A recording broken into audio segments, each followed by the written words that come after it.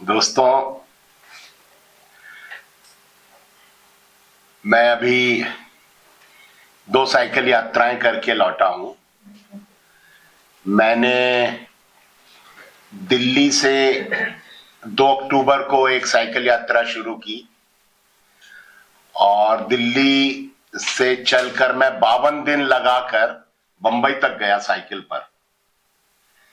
और दिल्ली में तिहाड़ जेल है, बंबई में तलोजा जेल है। तो वो यात्रा थी तिहाड़ से तलोजा तक। और तिहाड़ जेल में आपको मालूम है कि सीएए एनआरसी आंदोलन, सीए एनआरसी कानून के खिलाफ होने वाले आंदोलन में जो शामिल थे उन नौजवानों को भाजपा सरकार ने जेल में डाल रखा है, जो तिहाड़ जेल में बंद हैं, जिसमें उमर खालिद हैं, खालिद सैफी हैं, मीरान हैदर हैं, शर्जील इमाम हैं, गुलशिफा फातिमा हैं और भी बहुत सारे नौजवान हैं, यूपी में बंद हैं। इसके अलावा कश्मीर के बहुत सारे करीब 1,500 नौजवान और पत्रकार जेलों में बंद हैं।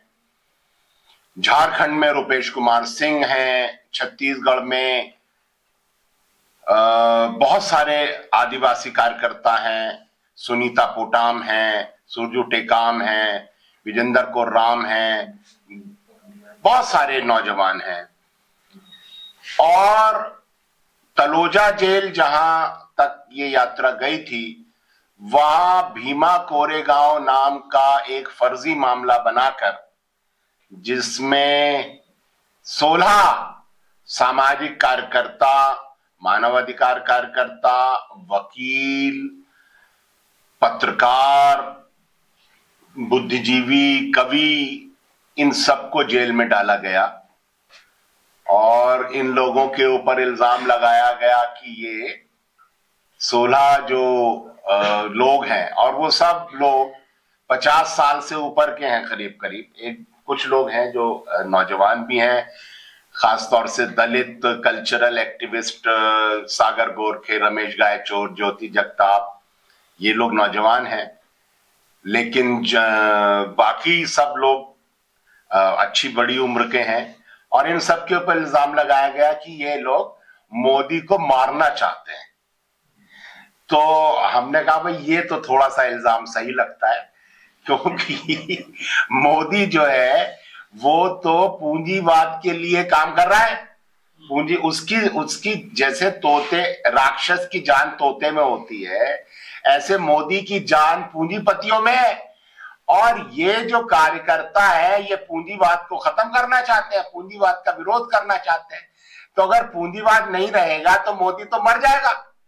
तो मोदी को मारना चाहते हैं, ये बात तो सही लगती है। लेकिन ये ऐसे लोग हैं जिन्होंने सारी जिंदगी गरीबों के लिए, मजदूरों के लिए, मानव अधिकारों के लिए काम किया है, उन लोगों को जेल में डाल दिया है। तो मुझे लगा कि नौजवानों को इस बारे में चर्चा करनी चाहिए, समाज को चर्चा करनी चाहिए कि हमारी जेलें सामाजिक कार्यकर्ताओं से क्यों भरी हुई हैं। आखिर कोई व्यक्ति अगर पत्रकार है, लोकपक्षी वकील है, मानवाधिकार कार्यकर्ता, इनको जेल में क्यों डाला जा रहा है। तो इस मुद्दे पर मैंने वो साइकिल यात्रा करी। और उस यात्रा में मैंने देखा कि हरियाणा का जो मेवात का इलाका है, वहां से वो यात्रा शुरू हुई और फिर हम राजस्थान में गए, गुजरात में गए, फिर महाराष्ट्र में गए।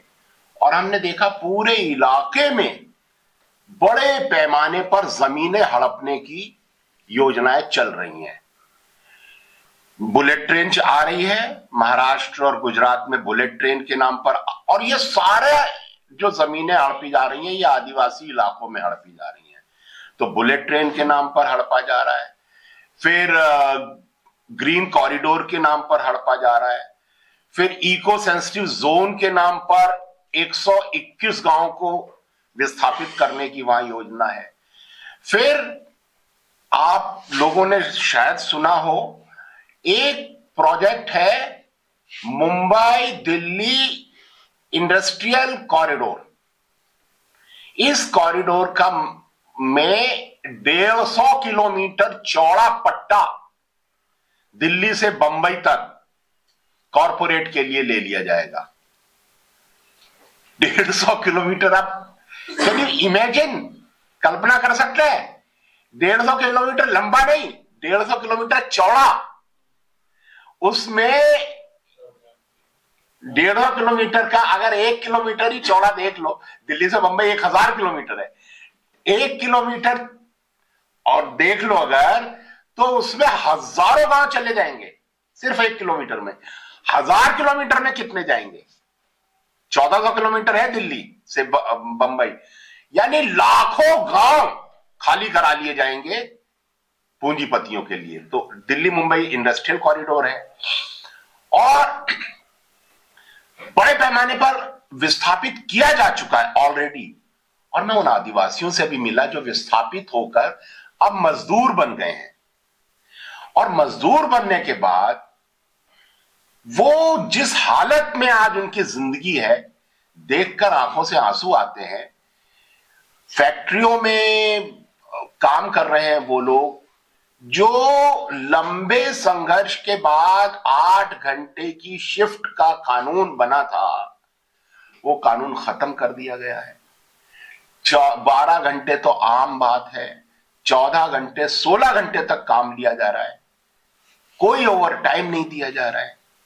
हफ्ते में 1 दिन छुट्टी मिलनी चाहिए, वो छुट्टी खत्म कर दी गई है। मिनिमम वेजेस खत्म कर दिया गया है, परमानेंट जॉब खत्म कर दी गई है, प्रोविडेंट फंड नहीं, कोई मेडिकल फैसिलिटी नहीं, कोई ग्रेच्युटी नहीं, कोई उनको परमानेंट जॉब नहीं है। पूरा ठेका प्रणाली लागू कर दिया गया है और उनको ये पता ही नहीं है कि वो किसके एम्प्लॉय हैं, क्योंकि उनका एम्प्लॉयर ठेकेदार है और ठेकेदार पूंजीपति नहीं है, ठेकेदार एजेंट है पूंजीपति का। तो मजदूर को पता ही नहीं है मैं किसका एम्प्लॉय हूं, और वो जो ठेकेदार है वो मालिक से लेगा 25,000 रुपया एक मजदूर का, लेकिन मजदूर को देगा 10,000 रुपया, 12,000, 14, 15,000, हद से हद। मजदूरों का भयानक शोषण है। और सरकारी मुलाजिमों को कह दिया गया है, जो लेबर डिपार्टमेंट के लोग हैं, कि आपने जाके पूंजीपतियों को परेशान नहीं करना है, आपने किसी फैक्ट्री में ना कोई चेकिंग करनी है, ना छापा मारना है। तो बड़े पैमाने पर मजदूरों का शोषण है। तो उनकी जमीनें भी छीन ली गई हैं, उनकी एक तरह से जॉब भी खत्म, उनका सारे अधिकार खत्म, जिंदगी बर्बाद है उनकी पूरी। तो वो सारा मैं देखता हुआ गया बंबई तक, और फिर उसी दौरान मुझसे कहा गया कि आप यूपी नहीं आ सकते, यूपी आओगे तो योगी आपको गोली मरवा देगा या जेल में डाल देगा। तो मैंने कहा कि अच्छा ऐसा है क्या, तो चलो अब मैं यूपी ही आता हूं, देखना है जोर कितना बाजुए कातिल में है। तो फिर मैं यूपी गया। फिर मैं 30 जनवरी गांधी जी की जो शहादत दिवस है उस दिन मैंने शुरू की वो यात्रा, और मैं 42 दिन साइकिल चलाकर दिल्ली से गौतम बुद्ध की समाधि कुशीनगर नेपाल बॉर्डर तक गया, और पूरे रास्ते वो सद्भावना यात्रा। तो उसमें बड़ा मजा आया। योगी जो है, जो माना जाता है कि बड़ा खूंखार है, और योगी इस समय बना हुआ है पूरे देश में नफरत का एकदम लीडर।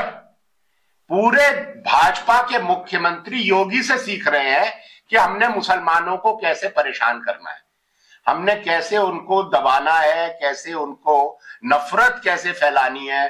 तो बुलडोजर की पॉलिटिक्स है, तो वो सब योगी से सीखेंगे। कैसे परेशान करना है उनको, मुसलमानों को, वो योगी बताएगा। तो योगी अपने आप को अगले प्रधानमंत्री के रूप में प्रोजेक्ट कर रहा है कि अगला प्रधानमंत्री मैं बनूंगा, और उसके लिए वो लगातार एक से ज्यादा नफरत फैलाता जा रहा है। और पूरे प्रदेश में ऐसा आतंक का वातावरण है कि कोई बोल नहीं सकता, कोई धार्मिक सद्भाव की बात नहीं कर सकता। तो मैंने उस यात्रा का नाम दिया सद्भावना साइकिल यात्रा, और मैं अकेला निकल पड़ा। 2 कुर्ते पजामे बैग में रख के निकल गया। और मजा ये आया कि पूरी उत्तर प्रदेश योगी की सरकार पत्ते की तरह कांपने लगी। मुझे अब तक कम से कम 150 पुलिस वालों के फोन आ चुके हैं। आप हमारे जिले में कब आए थे? आप हमारे जिले में कहां रुके थे? किससे आपने बात की थी? कहां आपकी मीटिंग हुई थी? यहां तक पूछ रहे हैं वो हमारे आयोजकों से, उन्होंने दोपहर में क्या खाया था, रात में कौन से रूम में सोए थे। मैंने मजाक किया, कई पुलिस वालों को मैंने कहा यार, योगी ने ये दावा किया कि कुंभ में 67 करोड़ लोगों ने आके संगम में डुबकी लगाई, तो 67 करोड़ लोग आए और योगी जी नहीं डरे। एक अकेला आदमी खादी का कुर्ता पजामा पहन के 60 साल का आदमी साइकिल पर सद्भावना का बोर्ड लगा के चल पड़ा, तो तुम्हारे योगी जी पत्ते की तरह कांपने लगे। यही उनकी बहादुरी है, यही दम है।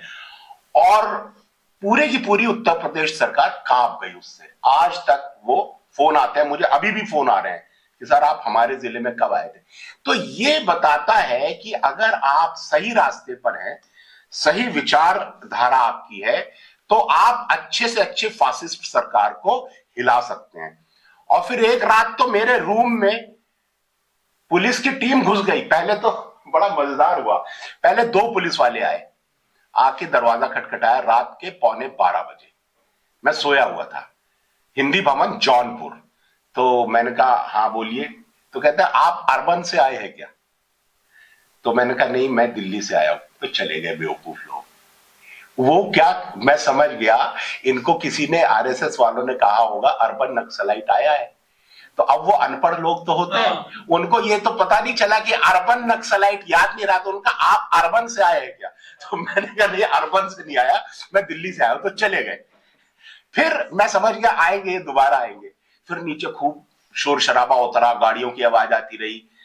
फिर 15 मिनट बाद 8 पुलिस वाले, साथ में 3 स्टार डीएसपी, वो आया और कहता है कि अंदर आके बैठ गया। वीडियो चालू कर लिए, कैमरे चलने लगे और फिर बातें करने लगा, आरएसएस की खूब तारीफें करने लगा।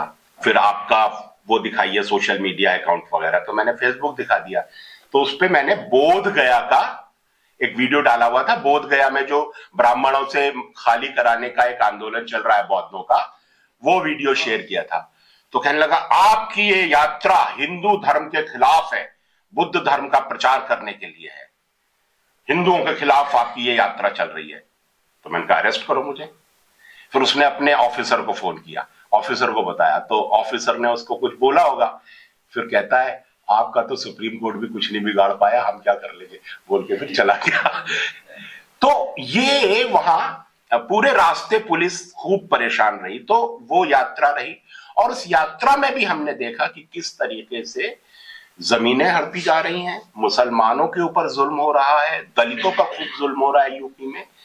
और इन सारे मुद्दों को सांप्रदायिकता की आड़ में, हिंदू मुस्लिम के आड़ में छिपाया जा रहा है। तो हमने वहां भी यही बात की कि कैसे राजनीति का असली खेल कहीं और चल रहा है और आप उसको जान ना पाए, समझ ना पाए कि आपका रोजगार छीना जा रहा है, शिक्षा महंगी की जा रही है, आपके मजदूरों के अधिकार खत्म किए जा रहे हैं। इस सब से आपका ध्यान हटाने के लिए आपको हिंदू मुसलमान के झगड़े में फंसाया जा रहा है। तो ये हमने पूरी बात की उस यात्रा में। और उस यात्रा को खत्म करते करते मैंने फिर यहां हमारी बात हुई पंजाब में, और फिर पंजाब की यात्रा का ये योजना बनी और पंजाब भी आया हूं। मैं जो सब ये घूम रहा हूं, इसका मकसद ये है कि मुझे बहुत चिंता हो रही है अपने वर्तमान को लेकर भी और भविष्य को लेकर भी, क्योंकि मैं वहां से आया हूं जहां मैंने भारतीय राजनीति और भारतीय अर्थव्यवस्था की वो सच्चाइयां देखी हैं जो हम में से बहुत सारे लोगों को देखने का मौका नहीं मिला है कि असल में चल क्या रहा है, हमारी भारतीय राजनीति असली काम क्या कर रही है। राजनीति का काम असल में किसी भी देश की संपदा पर कब्जा करना होता है। Politics is all about money. and wealth. It's nothing about serving the people, development. ये सब बकवास है। असली काम है किसी मुल्क की दौलत पर कब्जा करना। ये राजनीति का मुख्य काम है, और वो काम कहां चल रहा है, जहां चल रहा है, मैं वहीं से आया हूं। मेरा जो बैकग्राउंड है वो गांधीयन रहा है। मेरे परिवार में मेरे ताऊजी सीनियर कांग्रेसमैन थे, फ्रीडम फाइटर थे। हमारे घर में नेहरू आए, इंदिरा जी आई। हमारे घर में एक सोफा है जिस पर 5 प्रधानमंत्री बैठ चुके हैं। चंद्रशेखर खूब आते थे, चरण सिंह खूब आते थे। लाल बहादुर शास्त्री 2 साल हमारे घर में रहे, गांधी आश्रम में काम करते थे मुजफ्फरनगर में। वो हमारे परदादा महर्षि दयानंद को लेकर उत्तर प्रदेश गए थे, और उत्तर प्रदेश में आर्य समाज, महर्षि दयानंद हमारे घर में ठहरते थे। तो वो हमारा बैकग्राउंड था। और हम लोगों ने सोचा, हमारे पिताजी ने कहा कि गांधी जी ने कहा था नौजवानों को गांव में जाना चाहिए। तो अपनी शादी के 20 दिन बाद मैं और मेरी पत्नी दिल्ली छोड़कर हम लोग बस्तर चले गए, और हमने एक पेड़ के नीचे रहना शुरू किया वहां पर। और वहां फिर आदिवासी बच्चों के साथ हम पहले उनको टॉफी देते थे, फिर वो हमारे दोस्त बन गए। फिर हम उनके साथ हैंडपंप पे जाके नहाते थे, फिर उनको लाकर पढ़ाते थे, खेल खेलते थे उनके साथ, गाने गाते थे, नाचते थे। इस तरीके से हमने कम्युनिटी में रहना शुरू किया। और फिर धीरे धीरे हमने उनके घरों में जाना, महिलाओं के साथ जान पहचान, फिर नौजवानों के साथ वॉलीबॉल खेलना। इस तरह से हमने कम्युनिटी के साथ काम शुरू किया वहां। और फिर हमने देखा कि यहाँ किस तरीके से बीमारी है, मलेरिया बहुत है, दूसरी बीमारियां, स्किन डिजीजेस बहुत ज्यादा हैं, पीने का पानी नहीं है, नहाने का पानी नहीं है, तो स्किन डिजीजेस बहुत ज्यादा हैं, फंगल इन्फेक्शन है, स्केबीज है। तो हमने जाकर के बात की सरकारी अस्पताल में, तो उन्होंने कहा कि गांव में हमारे वर्कर नहीं जाएंगे, आपको बांटना है तो आप दवाई बांट दो। हमको बोरा भर के दवाई दे दी। तो मैंने अपनी वाइफ का वैनिटी बैग खाली किया, उसमें दवाइयां भरी, और हम लोग गांव गांव घूमने लगे। और इस तरीके से हमने वहां पर काम शुरू किया मलेरिया के खिलाफ, बीमारियों के खिलाफ। और फिर धीरे धीरे हमने देखा कि स्कूल नहीं चलता, आंगनबाड़ी नहीं चलती, राशन दुकान में राशन नहीं आता, कोई भी सरकारी सिस्टम नहीं चल रहा है। तो हमने महिलाओं को उनके एंटाइटलमेंट्स बताना, उनको ऑर्गेनाइज करना, कमेटी बनाना, मॉनिटरिंग करना, वो सब शुरू किया। फिर ऑफिसर्स का घेराव करना, और फिर अपने अधिकारों के लिए लड़ना और मांगना, ये सारे काम शुरू हुए। और उस सब का नतीजा ये हुआ कि वहां का जो एडमिनिस्ट्रेशन है वो हमारे साथ बहुत दोस्त हो गया। कलेक्टर, एसपी, जिला जज वगैरह हमारे आश्रम में आके बैठते थे, खूब हमारी तारीफ करते थे, और कहते थे कि हमारे यहाँ सरकारी कर्मचारी गांव में जाके काम नहीं करना चाहता, लेकिन आप दिल्ली से आकर, एक कपल पढ़ा लिखा जंगल में रह रहा है, काम कर रहा है, तो सरकार ने कहा कि हमारी योजनाएं आप लागू करिए। हमारा बीडीओ काम नहीं करता है, तो सरकारी ट्रेनिंग, पंचायत की ट्रेनिंग, बीडीओ के सारे काम, वाटरशेड, और बहुत सारे योजनाएं हमें दे दी। मुझे ऑनरेडी मजिस्ट्रेट अपॉइंट कर दिया। मैं जिला जज के साथ बैठकर समझौते के मुकदमे सुनता था, डायस पे बैठ के। कंज्यूमर फोरम का जज बना दिया। National legal aid services authority NALSA के हम लोग मेंबर थे। जज के साथ हम लोग गांव में लीगल कैंप्स लगाते थे, और लोगों को बताते थे कि आपके साथ अन्याय हो तो गरीबी की वजह से गांव में रुकिए मत, आप आइए, आपको सरकारी वकील मिलेगा फ्री का। तो इस तरीके से हम काम करने लगे, और धीरे धीरे हमारा कार्यकर्ताओं की संख्या बढ़ने लगी, और एक वक्त में हमारे स्टाफ की संख्या 1000 हो गई। बहुत बड़ा संस्था हो गई, बहुत सारी गाड़ियां, बहुत सारे प्रोजेक्ट्स, तरह तरह के काम। 16 एकड़ में हमारा आश्रम फैल गया, जिसमें hospital, library, training halls, production centre. हम लोग वहां सैनिटेशन का प्रोग्राम चलाते थे। हम गांव गांव में, घर घर में टॉयलेट्स बनाते थे। 500 रुपए में टॉयलेट बना देते थे हम लोग। टॉयलेट सीट भी गांव में आदिवासी औरतें बना रही हैं हमारे आश्रम के अंदर, मोज़ेक की।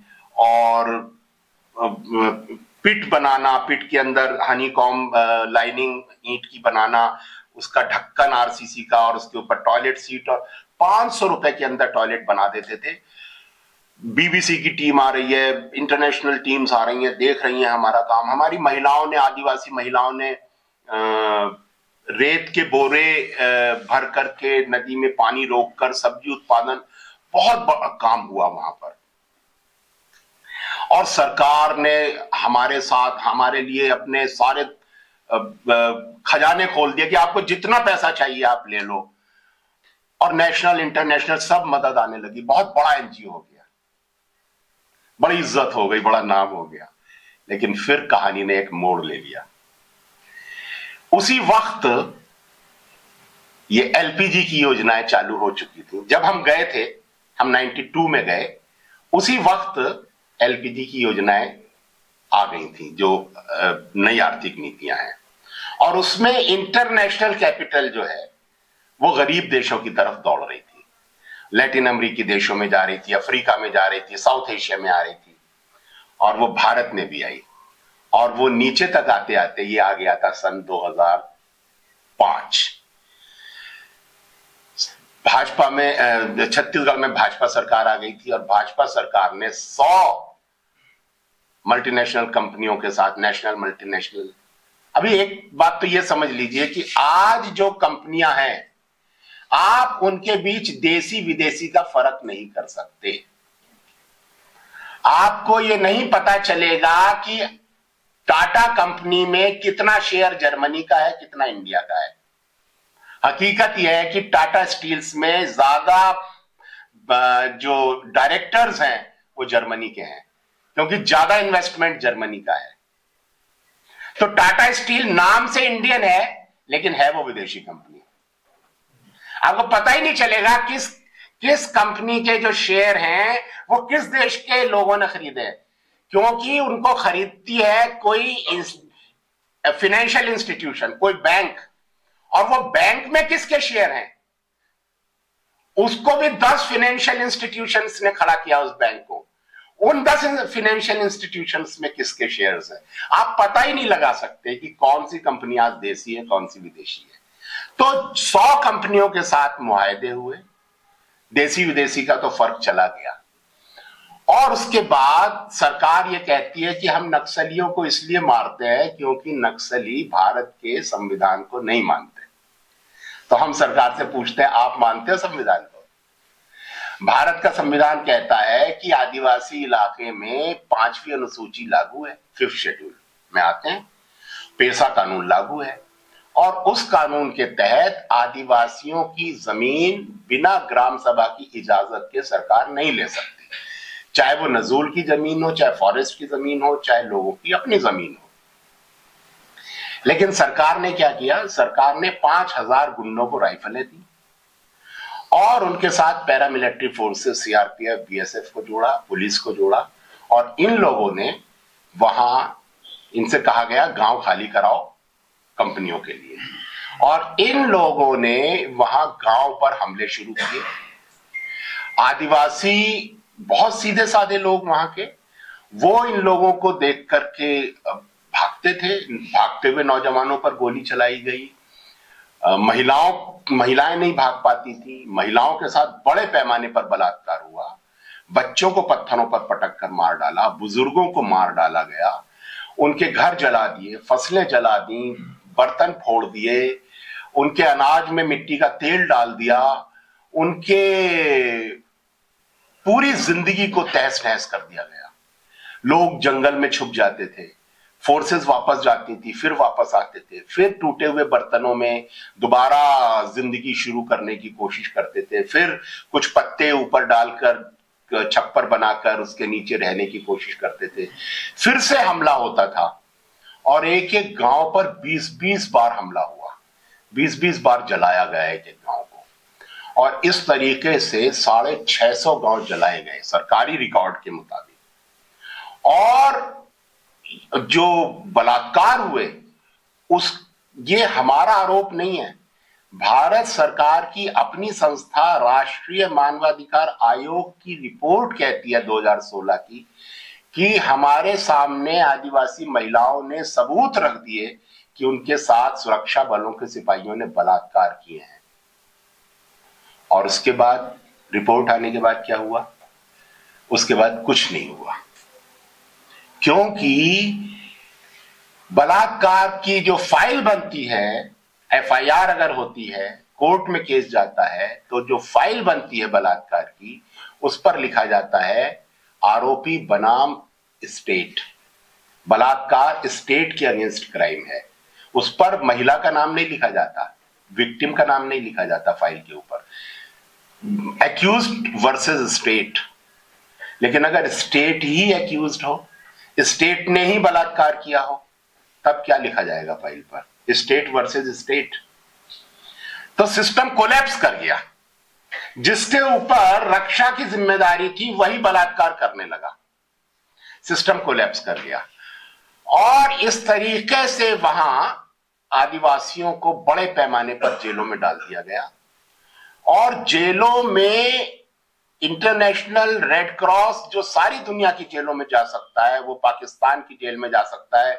अगर भारत के लोग पाकिस्तान की जेल में हैं तो इंटरनेशनल रेड क्रॉस वहां जाकर उनसे मिलकर, उनसे खत लेके इंडिया में उनकी फैमिली के पास जा सकता है, उनको सूचना दे सकता है, उनके लिए वकील अपॉइंट कर सकते हैं, उनके लिए मुकदमा लड़ा जा सकता है। ये नेशनल रेड क्रॉस के मैंडेट में है, उसको कोई नहीं रोकता है। दुनिया की कोई सरकार इंटरनेशनल रेड क्रॉस को नहीं रोक सकती। लेकिन छत्तीसगढ़ की जेलों में इंटरनेशनल रेड क्रॉस को जाने से रोक दिया गया और कहा गया कि यह माओवादी संगठन है, इंटरनेशनल रेड क्रॉस को। इतना ही नहीं कि इंटरनेशनल रेड क्रॉस को माओवादी संगठन कहा गया, वहां MSF, doctors without border, medicine and frontiers जिसको बोलते हैं, डॉक्टर्स विदाउट बॉर्डर, जो सारी दुनिया में जाकर के डॉक्टर्स सेवा देते हैं, उनको माओवादी संगठन कहा गया। सुप्रीम कोर्ट का फैसला आया सलवा जुड़ुम के खिलाफ, तो छत्तीसगढ़ के होम मिनिस्टर ननकीराम कंवर ने सुप्रीम कोर्ट के लिए कहा कि ये जज माओवादी है।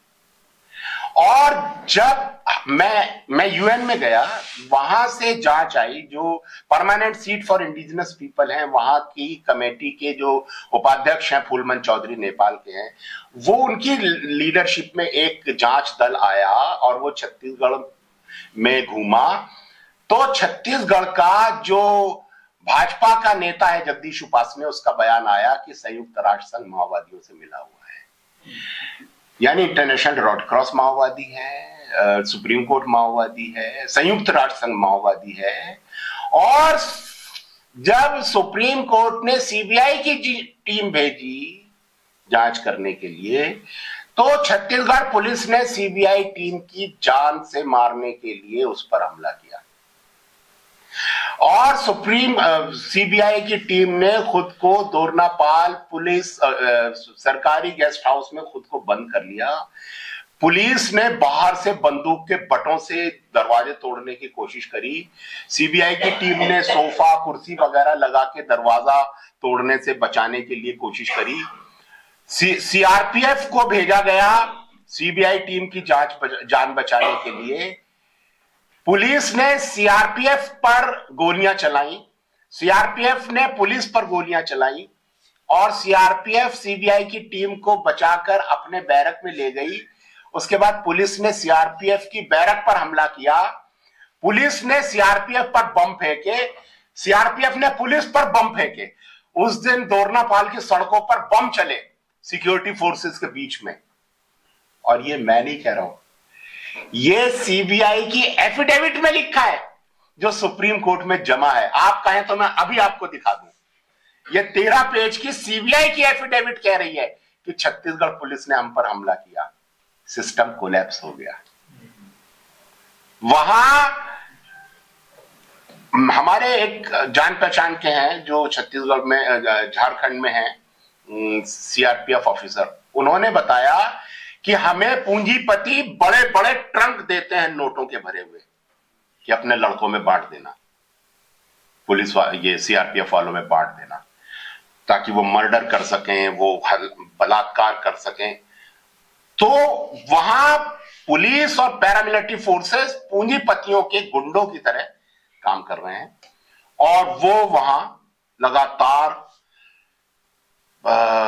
मेरी एक साथी हैं सोनी सोरी, जो पहले मेरी स्टूडेंट भी रही हैं, उनको और उनके भतीजा जो पहला बस्तर का आदिवासी पत्रकार है लिंगा राम कोड़ोपी, इनको पुलिस ने उठाकर पहले लिंगा कोड़ोपी को एसपी के घर में ले जाकर नंगा करके तेल और मिर्च में डंडा डुबाकर उसके एनस में घुसा दिया, उसकी इंटेस्टाइन फट गई, उसको जेल में डाल दिया माओवादी कह के, और फिर उसकी बुआ सोनी सोरी को थाने में ले जाकर नंगा करके उसको बिजली के झटके दिए एसपी ने, और उसके प्राइवेट पार्ट्स में पत्थर भर दिए और उसको भी जेल में डाल दिया। सोनी सोरी मुझे बताती हैं कि मैं आत्महत्या करने का सोच रही थी और मैं रो रही थी बैठकर जेल में, तो एक आदिवासी लड़की मेरे पास आई और उसने पूछा कि दीदी आप क्यों रो रही हैं। तो जब इसने बताया कि मेरे साथ ऐसा हुआ है, मैं मरना चाहती हूं, तो उस लड़की ने कहा कि आप मत मरिए, आप पढ़ी लिखी हैं, आप लड़िए। और उसने कहा कि आपके साथ तो कुछ भी नहीं हुआ है, हमारे साथ और भी भयानक हुआ है। और उस लड़की ने उसको बाथरूम में ले जाके अपना ब्लाउज खोल के दिखाया। उस लड़की के पुलिस वालों ने बलात्कार करते समय निप्पल काट के फेंक दिए थे, और वो कहती है कि ऐसी कई महिलाएं हैं। और उसने दिखाया फिर 12 साल, 14 साल, 16 साल तक की लड़कियों को पुलिस वाले गश्त पर जाने पर उठाकर ले आते हैं थाने में, एक एक महीना, 2-2 महीना, 3-3 महीने तक उनके साथ पूरा थाना सामूहिक बलात्कार करता है। प्रेग्नेंट हो जाती हैं, उनको जेल में डाल दिया जाता है। जेलें इस तरह की लड़कियों से खचाखच भरी हुई हैं। मैंने यह सब फेसबुक पर लिखा। मैंने कहा कि मुझे सूचना मिली है कि जेलों में इस तरह की लड़कियां हैं और सरकार जांच कराए, और अगर मेरा आरोप झूठा पाया जाए तो मुझे जेल में डाल दिया जाए। सरकार की हिम्मत नहीं हुई कि जांच करा ले या मुझे जेल में डाल दे। लेकिन मेरी उस पोस्ट पर छत्तीसगढ़ की एक महिला जेलर ने कमेंट कर दिया। उसका नाम है वर्षा डोंगरे। वर्षा डोंगरे ने लिखा, मैं बस्तर जेल में जेलर थी और मैंने खुद ऐसी लड़कियां देखी हैं। हिमांशु कुमार बिल्कुल ठीक कह रहे हैं, ये जेलर ने लिखा, महिला जेलर ने। उसके बाद हंगामा हो गया, क्योंकि सिस्टम का व्यक्ति खुद एक्सेप्ट कर रहा है कि यह सच है। उसके बाद उस जेलर को सस्पेंड कर दिया गया। और छत्तीसगढ़ में इस तरीके से हजारों महिलाओं के साथ बलात्कार हुआ, 650 गांव जला दिए गए, हजारों आदिवासियों की हत्या हुई। और हम लोग वहीं काम कर रहे थे। हम लोगों ने जब बात उठाई, मैंने 522 ऐसे केसेस सुप्रीम कोर्ट को सौंपे, जिसमें हत्याएं, बलात्कार, घर जलाना, घर लूटना, ये सारे थे। उसके बाद भाजपा क्या पूरी सरकार ये मानती है कि कानून जो है वो जनता के लिए बने हैं, और सरकार का यह हक है कि वो जनता की गर्दन पकड़ के अदालत में पेश करके जनता को सजा दिलवा दे। लेकिन जनता अगर यही काम कर दे, जनता अगर सरकार की गर्दन पकड़ के अदालत ले जाए, तो सरकार नाराज हो जाती है। तो हम तो यही कर रहे थे, हम तो यही सिखा रहे थे कि भाई आपके साथ अन्याय हो तो अदालत आओ, आप गरीब हो तो भी मत रुको, आपको सरकार इमदाद देगी, आपको वकील मिलेगा फ्री का। तो हमने कहा ठीक है, जज साहब यही सिखाते थे गांव गांव में जाकर हमारे साथ, चलो अदालत चलो, आपके साथ अन्याय हुआ है, सरकार ने अन्याय किया, चलो लड़ो। तो जब हमने आदिवासियों को लेकर अदालत में पहुंच गए तो सरकार नाराज हो गई। तो वो सरकार जो हमारे लिए खजाने खोल दिए थे, वो सरकार हमसे नाराज हो गई। और उसके बाद 5 बार पुलिस ने मेरा मर्डर का कोशिश किया। और बीजेपी का बुलडोजर जो आज मुसलमानों के घरों पर चलता है, बीजेपी का पहला बुलडोजर मेरे आश्रम पर चला था 2009 में, 17 मई 2009। 16 एकड़ में जो आश्रम था, गांधीवादी आश्रम, जिसमें hospital, library, training hall, office, staff quarters, पूरा इंफ्रास्ट्रक्चर, गवर्नमेंट का खुद का टेलीफोन टावर, खुद के खोदे हुए हैंडपंप्स, पूरा बुलडोजर ला करके 4 घंटे में पूरा मिट्टी में मिला दिया 16 एकड़ का आश्रम।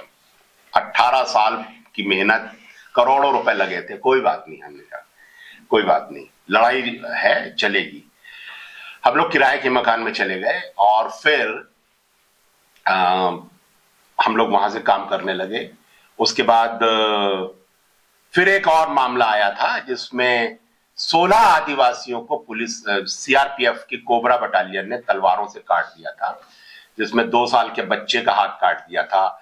वो अपनी माँ की गोद में था, उसकी माँ के सिर में चाकू मार दिया। उसकी माँ जब तड़प रही थी तो उस समय उसके साथ सामूहिक बलात्कार किया, मरती हुई औरत के साथ पुलिस वालों ने।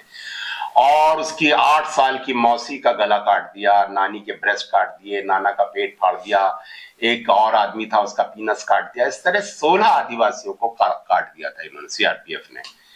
वो उन 12 आदिवासियों को लेकर मैं सुप्रीम कोर्ट आ गया और हमने पिटीशन फाइल कर दी। उस पिटीशन के जवाब में 2000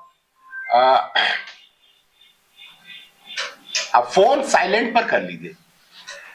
2022 में उस मुकदमे में सरकार ने फैसला देते हुए पुलिस और पूंजीपतियों को बचाने के लिए मेरे ऊपर 5 लाख जुर्माना लगा दिया।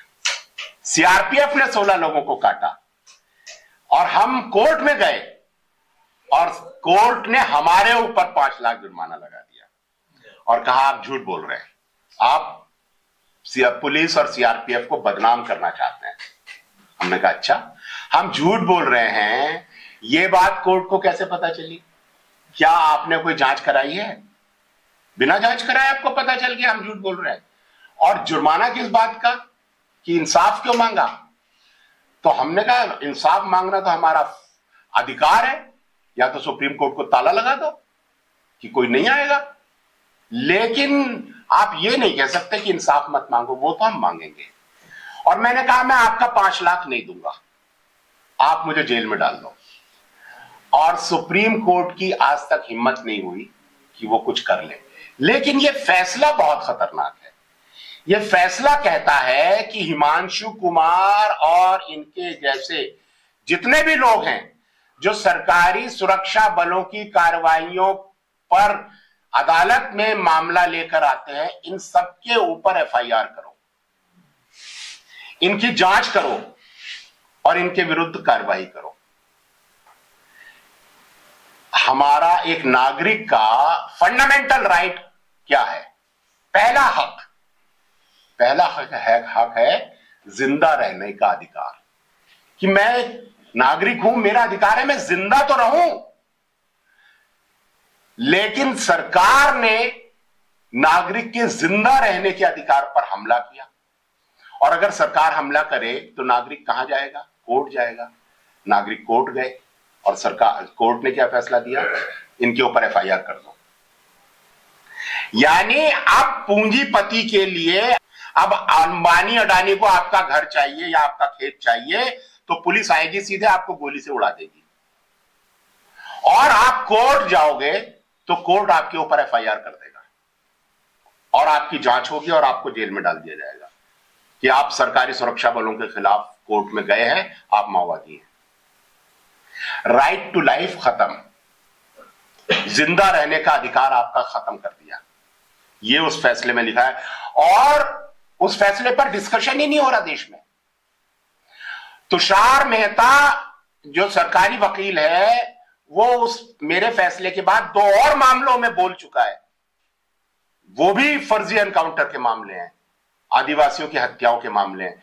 उसमें वो बोल चुका है कि इनके ऊपर भी वैसे जुर्माना लगाओ जैसा आपने हिमांशु कुमार के ऊपर लगाया है। अब ये नजीर बन गई है कि अब कोई भी आप मामला लेकर जाओगे, आपके ऊपर जुर्माना लगेगा और आपके ऊपर एफआईआर होगी।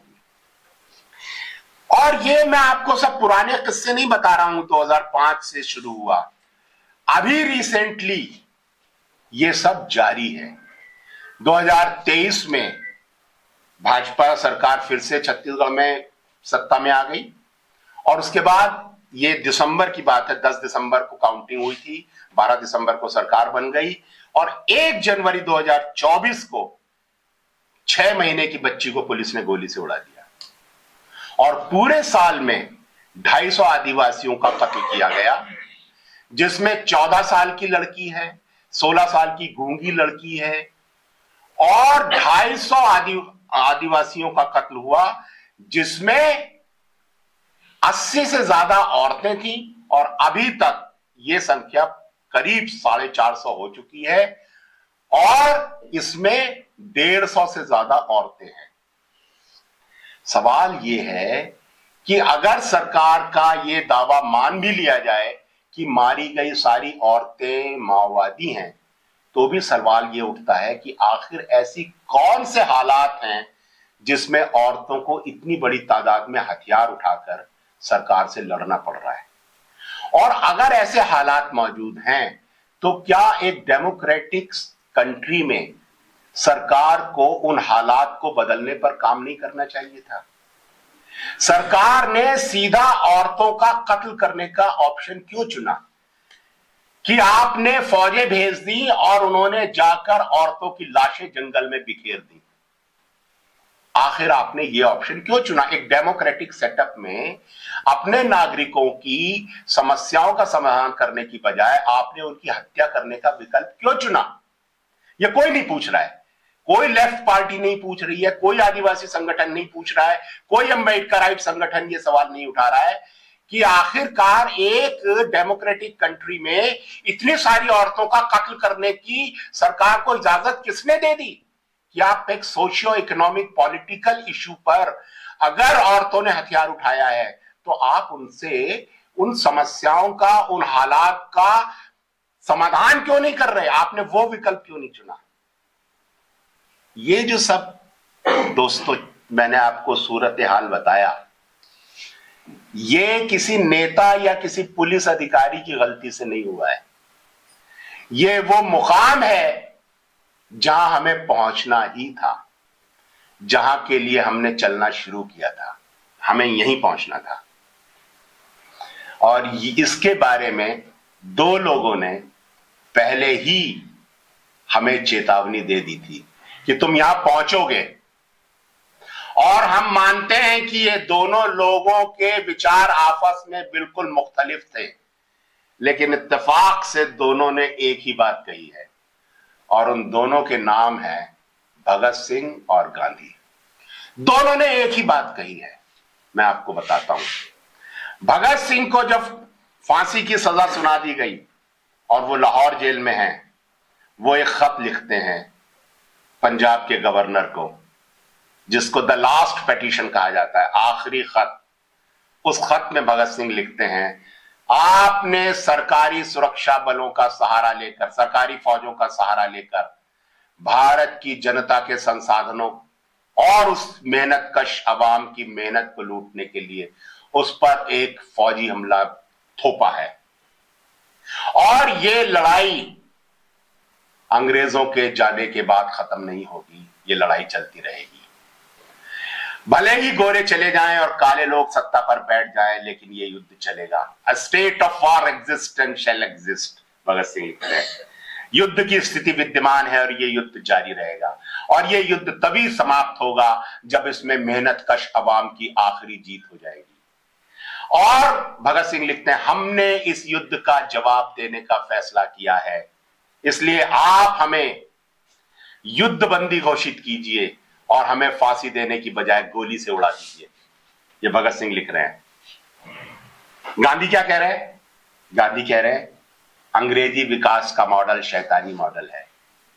अंग्रेजी विकास के मॉडल में विकसित वो है जिसके पास ज्यादा है, लेकिन प्रकृति ने सबको बराबर दिया है।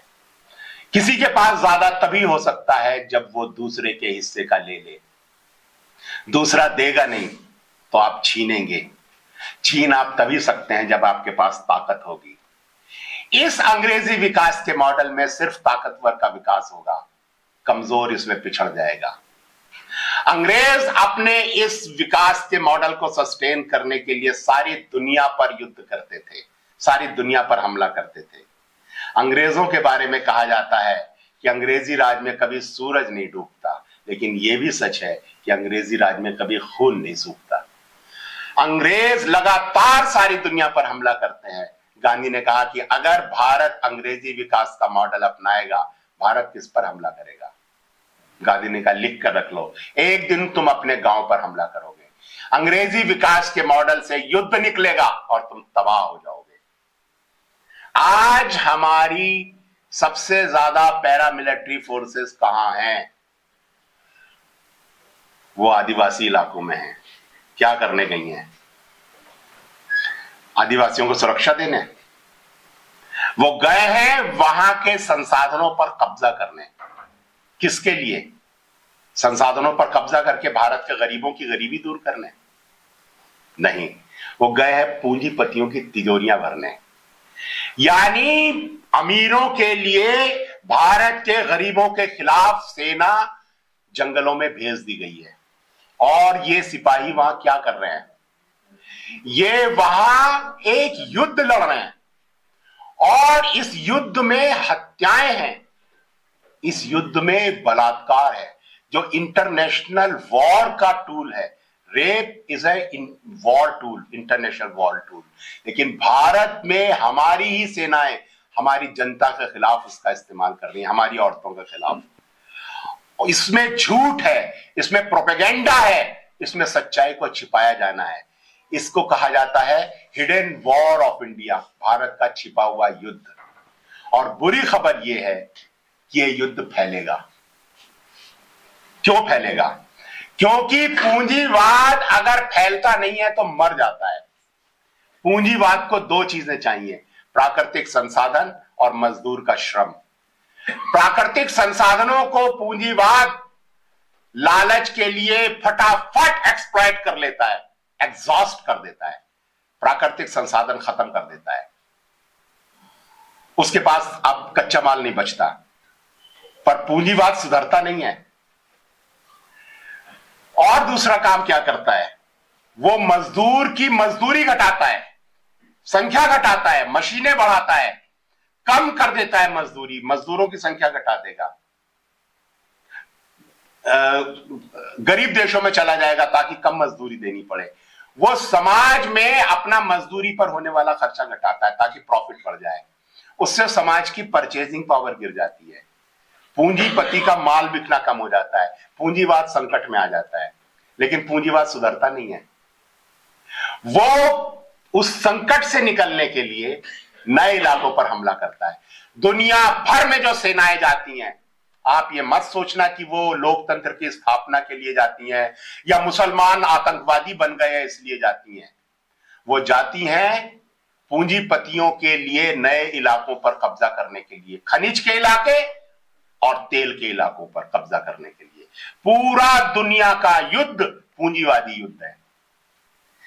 तो भारत का पूंजीपति भी रुकेगा नहीं। भारत का पूंजीपति खनिजों पर कब्जा करने के बाद अगला निशाना उसका भारत की एग्रीकल्चर है, भारत की खेती पर हमला होगा। और जो सबसे बढ़िया जहां की खेती है उस पर सबसे पहला हमला होगा। पंजाब वालों सावधान रहो, पूंजीपति का अगला निशाना आपकी खेती पर है। और आपके गांव में भी वैसे ही सीआरपीएफ बैठेगी जैसी आज आदिवासी इलाकों में बैठी है। पूंजीवादी युद्ध आपके दरवाजे आएगा, आज नहीं तो कुछ सालों के बाद आएगा, लेकिन उसकी तैयारियां चल रही हैं।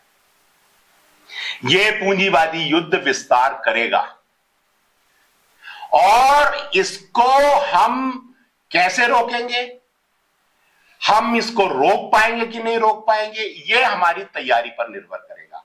हम इसके प्रति सचेत हैं कि नहीं, हमको मालूम है कि नहीं कि पूंजीवाद कैसे काम करता है, हम उसका इतिहास देख करके हमको सीख ले रहे हैं कि नहीं, उसकी कदमों की आहट पहचान पा रहे हैं कि नहीं कि ये आएगा हमारे तक भी, या हमको लग रहा है वो अलग है, बस्तर अलग है, पंजाब अलग है, आदिवासी अलग है, हम लोग अलग है। ये हमारी समझदारी पर और हमारी तैयारी पर निर्भर करेगा। और आप लड़ ना सकें इसलिए बांटा जा रहा है, आप समझ ना सकें इसलिए आपको हिंदू मुस्लिम में उलझाया जा रहा है, कीर्तन भजन मंडली में उलझाया जा रहा है। ये पूंजीवाद के सारे प्रोजेक्ट्स हैं कि आपको मूर्ख बना के रखा जाए, झगड़ों में उलझा के रखा जाए, ताकि आप इनके कदमों, असली जो इनकी मंशा है उसको पहचान ना पाए, उसको देख ना पाए। तो ये हमारे ऊपर निर्भर करेगा कि हम कैसे अपनी आने वाली पीढ़ी के लिए, अच्छा ये खाली आपके संसाधन नहीं छीनेंगे, ये आपके संसाधन भी छीनेंगे, जमीनें भी छीनेंगे, रोजगार भी छीनेंगे, रोजगार भी खत्म कर रहे हैं। इस समय बेरोजगारी भारत में चरम पर है। और तीसरा काम जो ये कर रहे हैं, बैंकों में रखा हुआ गरीबों का जो बचत है उसको लूट रहे हैं। बैंक खाली हो रहे हैं धड़ाधड़, एनपीए घोषित हो रहा है, बैंक दिवालिया हो रहे हैं। तो आपके पास ना जमीन बचेगी, ना रोजगार बचेगा, ना बैंक में पैसा बचेगा, आपको पूरी तरह कंगाल किया जाएगा। उस पर ये पूरा पूंजीवादी काम चल रहा है। आप उसको पहचान पा रहे हैं कि नहीं, देख पा रहे हैं कि नहीं, ये आपकी समझ पर, चेतनता पर निर्भर करेगा। और तभी आप उसको रोक पाएंगे, क्योंकि अगर खतरा है तो आप संगठित होंगे, तैयार होंगे, लड़ेंगे। तो यही बताने के लिए मैं बेचैन हूं कि खतरा बहुत बड़ा है। बच्चों के लिए हमारी बहुत बुरा समय आने वाला है। पूंजीवाद कुछ नहीं छोड़ेगा हमारे पास। उसको कैसे रोकना है, उस पर हम सबको मिल करके क्या योजना बनानी है, क्या रणनीति बनानी है, अपने मतभेद कैसे मिटाने हैं, कैसे अलग अलग जो हम बिखर गए हैं कैसे एक साथ आए, कैसे मिल करके इससे लड़ें, वो बैठकर हमें तय करना है। तो यही बताने के लिए मैं घूम रहा हूं बेचैन होकर। कोई जत्थेबंदी मेरा साथ नहीं देती है तो मैं साइकिल उठाकर निकल पड़ता हूं। कोई फंडिंग नहीं है, कुछ नहीं है, तो साइकिल पर ही चलते हैं। और सारे देश में बता रहा हूं ये बात कि सावधान हो जाओ, ना रोजगार बचेगा, ना पैसा बचेगा, ना जमीन बचेगी। तो आप लोगों ने यहां बुलाया और वक्त दिया, आप लोगों का बहुत बहुत शुक्रिया। और अगर हमारे पास समय है तो हम लोग कुछ डिस्कशन कर सकते हैं।